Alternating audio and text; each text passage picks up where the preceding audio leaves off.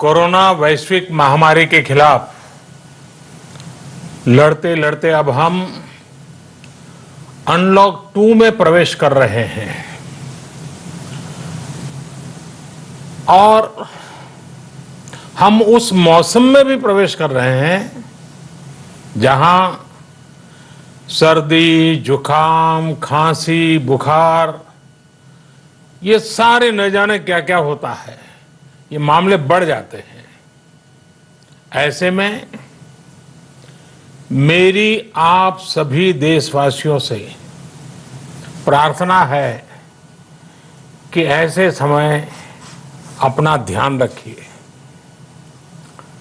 साथियों, ये बात सही है कि अगर कोरोना से होने वाली मृत्यु दर को देखें तो दुनिया के अनेक देशों की तुलना में भारत संभली हुई स्थिति में है। समय पर किए गए लॉकडाउन और अन्य फैसलों ने भारत में लाखों लोगों का जीवन बचाया है, लेकिन हम ये भी देख रहे हैं कि जब से देश में अनलॉक 1 हुआ है, व्यक्तिगत और सामाजिक व्यवहार में लापरवाही जरा बढ़ती ही चली जा रही है। पहले हम मास्क को लेकर, 2 गज की दूरी को लेकर 20 सेकंड तक दिन में कई बार हाथ धोने को लेकर बहुत सतर्क थे, लेकिन आज जब हमें ज्यादा सतर्कता की जरूरत है तो लापरवाही बढ़ना बहुत ही चिंता का कारण है। साथियों, लॉकडाउन के दौरान बहुत गंभीरता से नियमों का पालन किया गया था। अब सरकारों को, स्थानीय निकाय की संस्थाओं को, देश के नागरिकों को फिर से उसी तरह की सतर्कता दिखाने की जरूरत है। विशेषकर कंटेनमेंट जोन्स, उस पर तो हमें बहुत ध्यान देना होगा।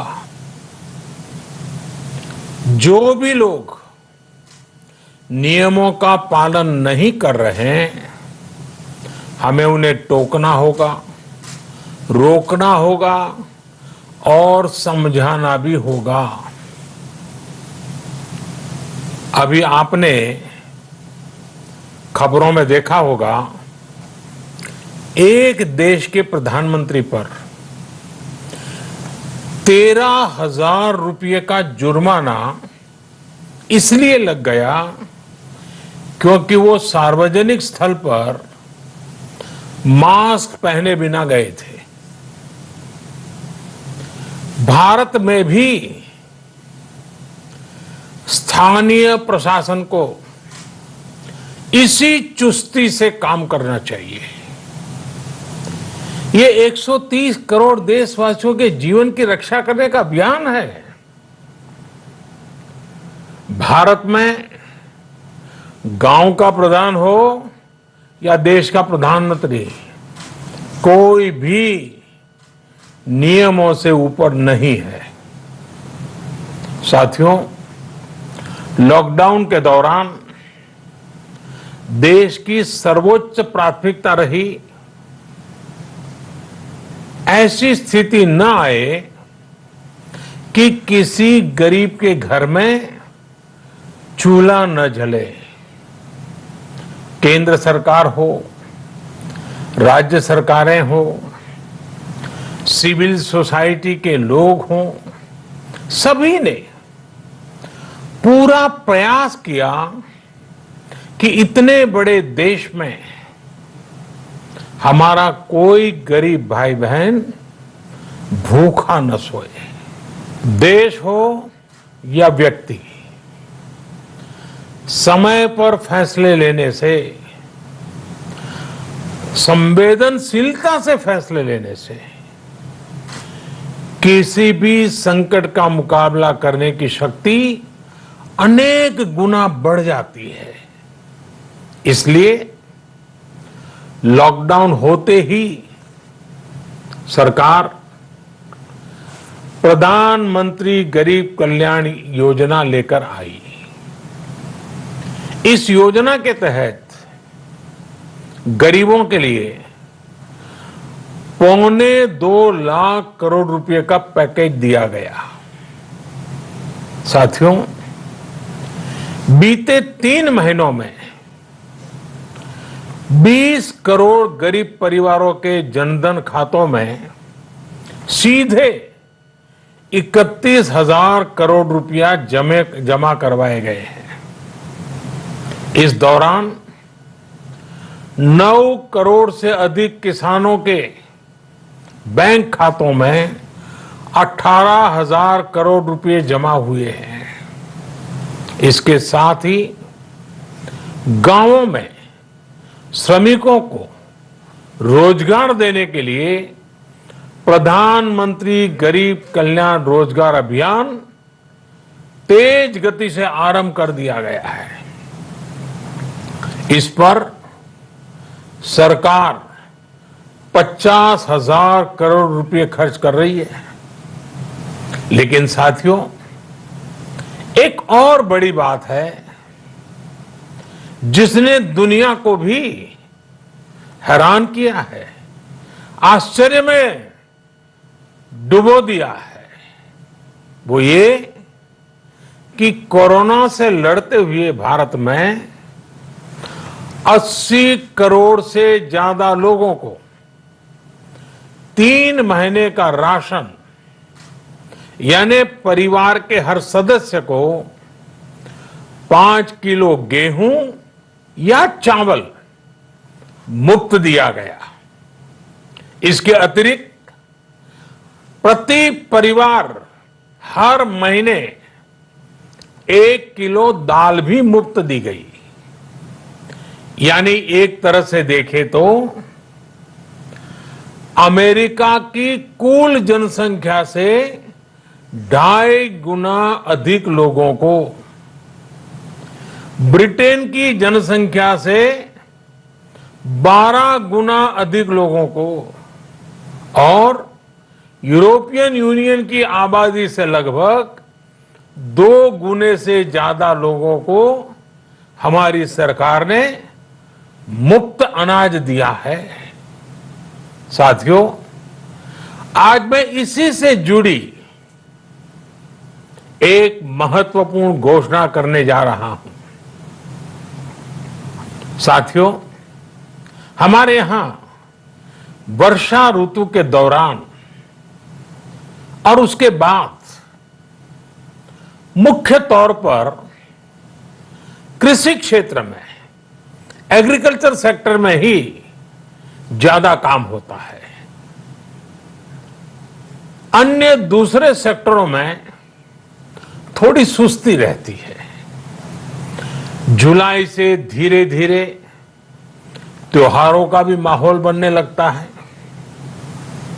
अब आप देखिए, अभी 5 जुलाई को गुरु पूर्णिमा है, फिर सावन शुरू हो रहा है, फिर 15 अगस्त आएगी, रक्षाबंधन आएगा, कृष्ण जन्माष्टमी आएगी, गणेश चतुर्थी आएगी, ओणम होगा और आगे जाएं तो काटी बिहू है, नवरात्रि है, दुर्गा पूजा है, दशहरा है, दीपावली है, छठी मैया की पूजा है।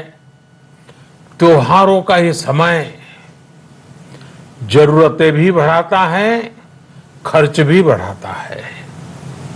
इन सभी बातों को ध्यान में रखते हुए ये फैसला लिया गया है कि प्रधानमंत्री गरीब कल्याण अन्न योजना का विस्तार अब दिवाली और छठ पूजा तक, यानी नवंबर महीने के आखिर तक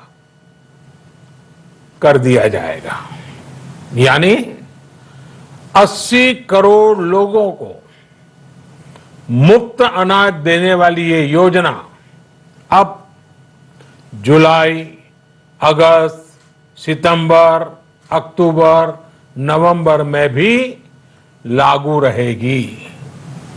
सरकार द्वारा इन 5 महीनों के लिए 80 करोड़ से ज्यादा गरीब भाई बहनों को हर महीने परिवार के हर सदस्य को 5 किलो गेहूं या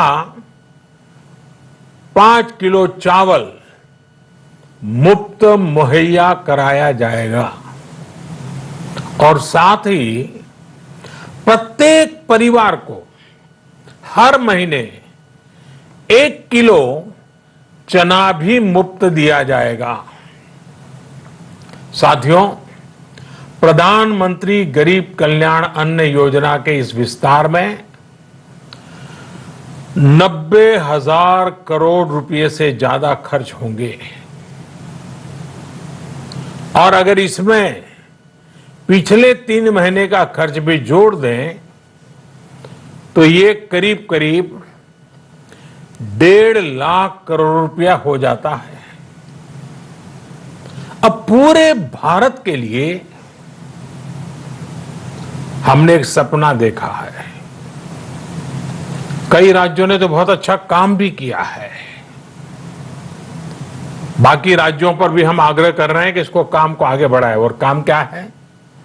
अब पूरे भारत के लिए एक राशन कार्ड की व्यवस्था भी हो रही है, यानी एक राष्ट्र एक ration card, 1 nation 1 ration card. इसका सबसे बड़ा लाभ उन गरीब साथियों को मिलेगा जो रोजगार या दूसरी आवश्यकताओं के लिए अपना गांव छोड़ करके कहीं और जाते हैं, किसी और राज्य में जाते हैं। साथियों, आज गरीब को, जरूरतमंद को सरकार अगर मुफ्त अनाज दे पा रही है तो इसका श्रेय प्रमुख रूप से 2 वर्गों को जाता है। पहला, हमारे देश के मेहनती किसान, हमारे अन्नदाता, और दूसरा हमारे देश के ईमानदार टैक्स पेयर। आपका परिश्रम, आपका समर्पण ही जिसकी वजह से देश ये मदद कर पा रहा है। आपने देश का अन्न भंडार भरा है, इसलिए आज गरीब का, श्रमिक का चूल्हा जल रहा है। आपने ईमानदारी से टैक्स भरा है, अपना दायित्व निभाया है, इसलिए आज देश का गरीब इतने बड़े संकट से मुकाबला कर पा रहा है।